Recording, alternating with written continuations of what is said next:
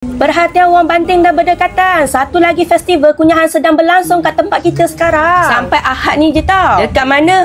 Yuk tengok video Ena ni sampai habis. Yuk podo mampir nang Big Food Festival tapak Bazar Banting. Betul-betul sebelah taxi stand Banting. Serius weh, pilihan panganan kali ni memang meriah dan memang ramah mata. Yang sedang viral sekarang pun ada macam tiramisu. Tapi dekat sini ada pisang goreng cheese tiramisu dan tahu fast sejuk tiramisu. Memang unik dan rasa pun memang saling tak tumpah macam tiramisu. Malam macam ni dapat kunyah pau comel panas-panas atau dimsum dari Vera Pau ni, feeling dia memang lain macam ya. Dan yang ini paling Ena suka, tahu crispy. Korang boleh pilih nak sebut flavor apa. Alah, konsep dia lebih kurang macam kentang shake tu. So memang sesuai nak buat kudapan. Memandangkan ada banyak pilihan panganan kat sini, Ena angkut askar-askar Ena yang lain untuk kunyah sekali. Saza kata dia kepingin nak kunyah smash burger. So memang GNC burger ni pilihan Ena. Yang Saza kunyah ni menu terbaru dorang, Striki Jam Burger. Saza kata marem, patty dia memang sedap dan ada rasa pedas dari sambal Striki tu. Lepas tu dia nak kunyah buko pula sebagai penyejuk hati. Tiba. Dan of course dia pilih yang ini sebab geng peminat pink macam Ena juga. Aida pula dia nak kunyah yang ada unsur mi. Macam dia kunyah ni Vietnamese roll. Saiz dia